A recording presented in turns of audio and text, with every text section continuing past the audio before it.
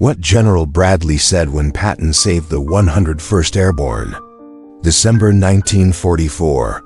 The 101st Airborne is surrounded in Bastogne, freezing in foxholes with the German army closing the Noose. In a high-stakes war room in Verdun, General Eisenhower asks for a miracle. George S. Patton stands up and claims he can pivot his entire army 90 degrees and attack in 48 hours. Omar Bradley thinks he's insane. The room thinks he's lying, but Patton didn't just talk. He moved a mountain of steel through a blizzard. This is what Bradley said when the impossible became reality. Part 2. The Screaming Eagles in the Snow, Bastogne's Brink. To understand the miracle Patton was about to perform, you first have to understand the hell he was driving into. December 19, 1944. The Ardennes forest in Belgium wasn't just a battlefield, it was a frozen graveyard. The temperature had plummeted so low that oil froze inside the machine guns, and blood turned to slush in the veins of the wounded. This was Hitler's last gamble, the Battle of the Bulge, and at the dead center of it all was a small, dusty crossroads town called Bastogne. Inside Bastogne, the 101st Airborne, the Screaming Eagles, were in a bad way. And bad is putting it lightly. Picture this. You're a paratrooper. You were rushed to the front lines in open-back trucks in the middle of a blizzard. You don't have winter boots. You don't have heavy coats. Most of your guys are still in their summer jumpsuits. You're low on ammo, your medical supplies were captured in a German ambush, and the fog is so thick you can't see the Tiger tanks until they're close enough to smell their diesel exhaust. The Germans had Bastogne completely surrounded. On the map, it looked like a hole in a donut. The 101st was the hole, and 30 German divisions were the donut, squeezing tighter every single hour. The Ardennes was a meat grinder. The Germans weren't just attacking. They were throwing everything they had: V-1 rockets, elite SS divisions, and King Tiger tanks that looked like steel monsters in the mist. They knew that if they took Bastogne, they controlled the 7 roads that led straight to the heart of the Allied supply lines. If Bastogne fell, the war in Europe could drag on for years. The conditions in the foxholes were subhuman. The ground was so frozen that men had to use C4 explosives just to dig a hole deep enough to hide in. Feet were rotting from trench foot. Surgeons were operating in dark cellars with no anesthesia, using cognac as a disinfectant. Every time the wind howled through the pines, it brought the sound of German loudspeakers telling the Americans to surrender or die. But the 101st, they weren't built to surrender. There's a legendary story from those woods. A panicked soldier from a retreating unit saw a paratrooper digging a foxhole and yelled, "Don't you know the Germans are coming? They're going to surround us."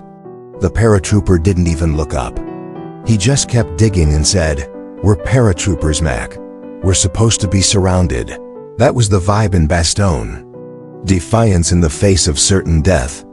On December 22nd, the German commander, sensing victory, sent a formal demand for surrender to the American headquarters. He gave them 2 hours to give up, or he'd level the town with artillery. General Anthony McAuliffe, the man in charge, looked at the paper, scoffed, and wrote a one-word reply that would echo through history: NUTs. It was the ultimate American middle finger, but while nuts, made for a great headline, it didn't put ammo in the crates or food in the bellies of the men. They were running out of everything except guts. The fog stayed low, grounding the Allied planes. No supplies could be dropped. No air support could stop the panzers. The 101st was holding on by a thread, praying for a break in the weather or a miracle from the south. They didn't know it yet, but that miracle was 100 miles away, wearing a pair of ivory-handled revolvers and screaming at his staff to do the impossible.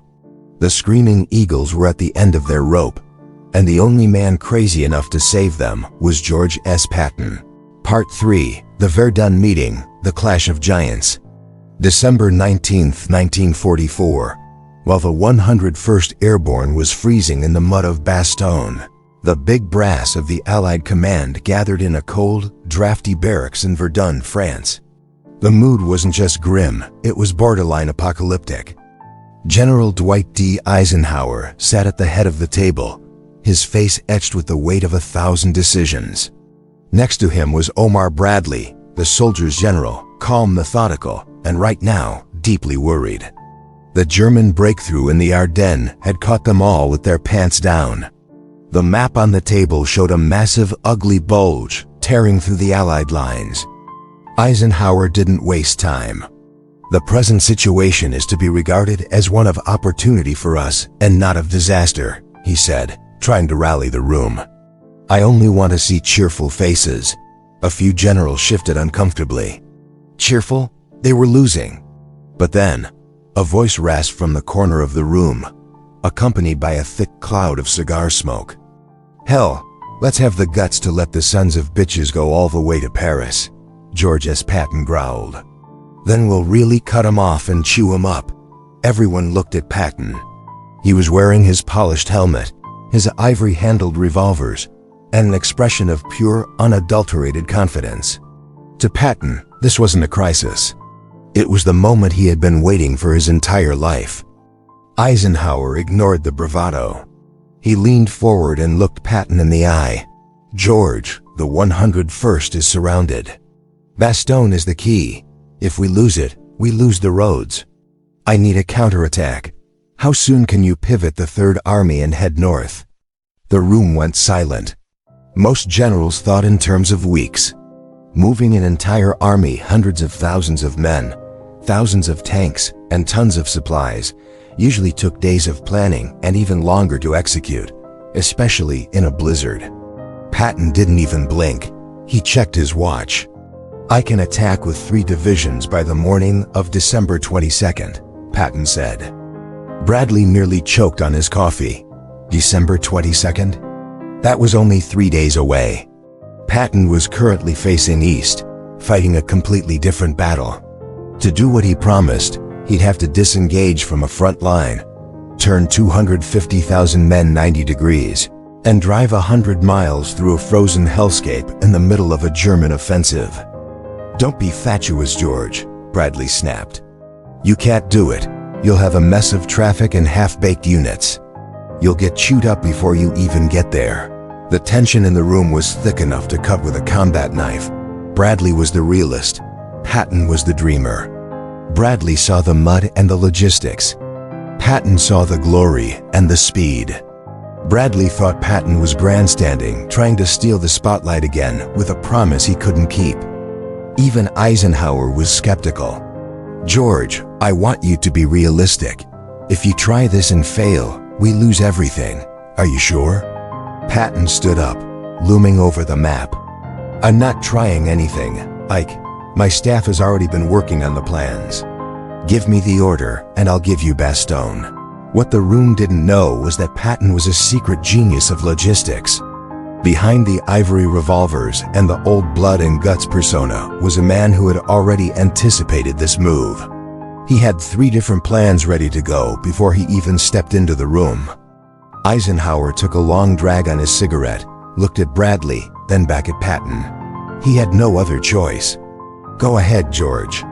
But if you're not there by the 22nd, it's on your head. Patton marched out of that room without a word. As the doors slammed behind him, Bradley turned to Eisenhower and muttered, "He's either a genius or a complete lunatic." And right now, I'm betting on lunatic. Bradley didn't believe it. The staff didn't believe it. The Germans certainly didn't believe it. To the world, Patton had just made the most arrogant promise in the history of warfare. But as Patton climbed into his jeep and sped off into the snow, he wasn't thinking about the skeptics. He was thinking about the 101st. And he was thinking about how he was about to prove Omar Bradley wrong. Part 4. The Great Pivot, Moving a Mountain of Steel. The moment Patton stepped out of that smoke-filled room in Verdun, the clock started ticking. To the rest of the world, he had just made a reckless, arrogant promise. To Patton, it was time to unleash the most efficient killing machine in the Allied arsenal, the Third Army. What happened next was a logistical miracle that defied every rule in the textbook. Imagine trying to turn a giant freight train, traveling at full speed, 90 degrees on a dime in the middle of a blizzard. That's what Patton was asking for. He didn't just move a few companies. He ordered 250,000 men and 133,000 vehicles to stop what they were doing, turn north, and drive. Within minutes of leaving the meeting, Patton's staff was on the phone using coded messages. The order went out, Cobra, north. It was a symphony of chaos. Thousands of tanks, half-tracks, and deuce-and-a-half trucks began to pull out of the muddy trenches of the Saar front. They weren't just driving. They were racing. The roads were sheets of black ice, hidden under blankets of blinding snow. Drivers were nodding off at the wheel, fueled only by black coffee and the fear of Patton's wrath. Bradley sat back at his headquarters, watching the situation maps with disbelief. He expected a traffic jam of biblical proportions. He expected the Third Army to get bogged down in the slush, paralyzed by the sheer scale of the movement. But Patton had spent years obsessed with speed and attack. His staff had prepared for this exact nightmare. They used 20,000 miles of telephone wire to coordinate the movement. They moved 62,000 tons of supplies in less than 48 hours. When a tank ran out of gas, a fuel truck was already there. When a bridge was blown, the engineers were already laying the steel. It was a mountain of steel moving through a frozen wasteland. Patton was everywhere. He was in his open-top Jeep, his face beet red from the biting wind, screaming at MPs to keep the intersections clear. He was standing on the side of the road, personally waving tanks through the intersections. He knew that every minute he wasted was another paratrooper dying in a foxhole in Bastogne. The Germans were completely blindsided. Their intelligence told them Patton was busy in the south. They thought they had days, maybe weeks, before the Americans could organize a counterstrike. They didn't count on the old blood and guts factor. They didn't realize that Patton was pushing his men past the point of human endurance. They can't do it, the German generals told their commanders. No army moves that fast in this weather, but Patton's Third Army was doing it. They were covering over 100 miles in 2 days. Soldiers were eating cold rations and moving trucks, sleeping on top of ammunition crates, and praying the heaters in their Shermans wouldn't give out.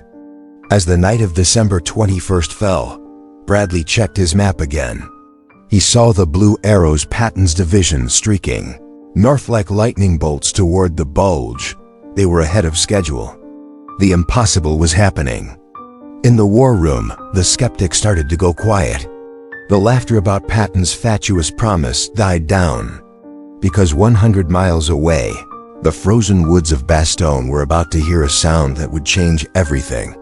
The roar of Third Army engines cutting through the German lines. Patton was coming. And he wasn't just coming to fight. He was coming to shatter the German dream once and for all.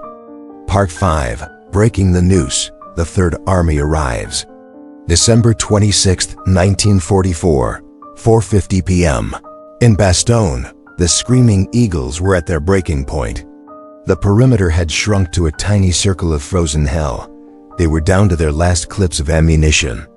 Medics were tearing up bedsheets for bandages. The men in the foxholes were no longer looking at the horizon for help. They were just looking at the snow, waiting for the end. But then, the ground began to tremble. It wasn't the rhythmic thud of German artillery. It was a mechanical growl, a symphony of grinding gears and clanking treads coming from the south. Through the swirling snow and the black smoke of burning Tiger tanks, a silhouette emerged. It was an M4 Sherman tank, its hull caked in frozen mud, its 75mm gun barking defiance at the tree line. On the turret, painted in bold white, was the name Cobra King. The 4th Armored Division, the tip of Patton's spear, had arrived. They hadn't just arrived. They had punched a hole through the German 5th Panzer Army like a hot knife through butter. Imagine the scene. A paratrooper, his face blackened by soot, his hands blue with frostbite, looks up from his hole. He sees a tank commander in an American helmet leaning out of the hatch, casually tossing a pack of K rations down. The unbreakable German noose had been snapped in a single violent afternoon. Patton's impossible promise was no longer a boast. It was a reality written in tank tracks and spent shell casings. But the breakthrough wasn't a parade, it was a bloodbath. The Germans knew that if Patton linked up with the 101st, the Battle of the Bulge was over. They threw everything they had at the narrow corridor Patton had carved out. Elite Fallschirmjäger, German paratroopers, launched suicidal counterattacks. Anti-tank guns hidden in the woodpiles screamed, turning Shermans into pillars of fire. But Patton didn't stop. He didn't know how to stop. "Keep moving," he yelled to his commanders over the radio. "Don't worry about your flanks. The enemy is more scared of you than you are of him. Drive until the engines melt." The Third Army didn't just bring guns. They brought a lifeline. Behind the tanks came the ambulances, the truckloads of turkey dinners, the mountains of winter boots, and most importantly, the ammunition.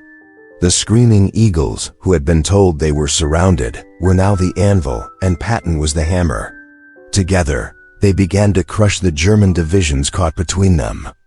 Back at the headquarters, the atmosphere had shifted. The maps that had shown a terrifying bulge now showed a German army in full retreat, being sliced into pieces by Patton's relentless drive. Omar Bradley sat in his office, staring at the latest reports. He looked at the timestamps. He looked at the mileage. Patton had done exactly what he said he would do. He had moved a mountain of steel across a frozen continent and saved the most prestigious unit in the U.S. Army from total annihilation. The room was silent. No one was laughing at Patton's ivory revolvers now. No one was calling him a lunatic. Even his harshest critics had to admit, the man was a force of nature. Bradley picked up his pen, but he didn't write a formal report. Not yet. He just stared at the map of Bastogne, where the blue lines of the Third Army had finally met the white circle of the 101st. The crisis was over. The nightmare was ending. But as the smoke cleared over the Ardennes, everyone was waiting for one thing. They wanted to know what the soldiers' general, the methodical Omar Bradley, would have to say to the man who had just stolen the show and saved the war. The relief was palpable, but the tension between the two giants remained. Patton had won the battle, but Bradley had to decide how history would remember the man who had made the impossible look easy. Part 6. A Hell of a Soldier, The Aftermath and Legacy. The smoke over Bastogne eventually cleared, revealing a landscape of twisted metal and blood-stained snow. The bulge had been flattened. Hitler's last gamble had failed, and the road to Berlin was now wide open. In the days following the relief, the world was singing the praises of the 101st Airborne and their legendary stand. But behind the closed doors of the Allied command, all eyes were on two men, Omar Bradley and George S. Patton. The tension between them hadn't evaporated with the German retreat. Bradley was still the quiet, methodical architect. Patton was still the loud, flamboyant wrecking ball. They were the oil and water of the American military machine. Bradley traveled to the front to see the carnage for himself. He saw the tracks of the Third Army tanks, miles upon miles of them, carved into the frozen earth like scars. He saw the exhausted faces of Patton's tankers, men who had driven 100 miles without sleep and jumped straight into a firestorm. He realized then that no other commander in the world could have done what Patton did. Not Montgomery, not Zhukov, and certainly not himself. Bradley was a master of the possible, but Patton was the king of the impossible. When the two generals finally met after the battle, there were no cinematic hugs or grand speeches. That wasn't their style. Patton, as usual, was probably looking for his next medal, and Bradley was looking at his next logistics report. But years later, when the dust of history had settled and the memoirs were being written, Bradley was asked about his old rival. He didn't talk about Patton's ego, his ivory revolvers, or his controversial mouth. He looked back at that cold room in Verdun and the 48 hours that saved the war. Bradley admitted, with a rare touch of humility, George Patton was a hell of a soldier. He was the only man who could have made that move. If I had tried it, I would have failed. He had a sixth sense for battle that defied logic. It was the ultimate concession. From the soldier's general to the old blood and guts, it was an acknowledgement that sometimes a committee isn't what you need. Sometimes you don't need a methodical plan or a cautious consensus. Sometimes when the noose is tightening and the fog is thick, you need a lunatic. You need a man who is arrogant enough to believe he can move a mountain and stubborn enough to actually do it. The rescue of the 101st Airborne remains the greatest feat of maneuver warfare in American history. It proved that in the chaos of combat, speed is a weapon and audacity is the ultimate force multiplier. Patton didn't just save a division. He saved the Allied momentum. He showed the Germans that the Americans weren't just citizens in uniform. They were led by a man who understood war better than the Prussians themselves. George S. Patton would die just a year later in a freak car accident, never getting the chance to lead in another great war. But his ghost still haunts the halls of West Point and the woods of the Ardennes. And Omar Bradley?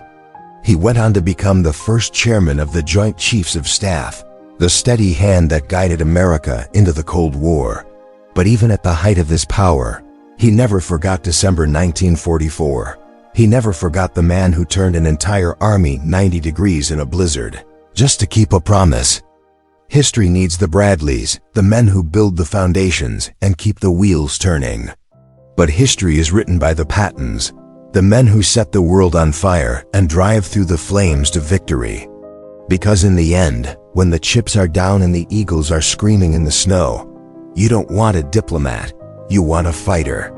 And there was never a fighter quite like George S. Patton.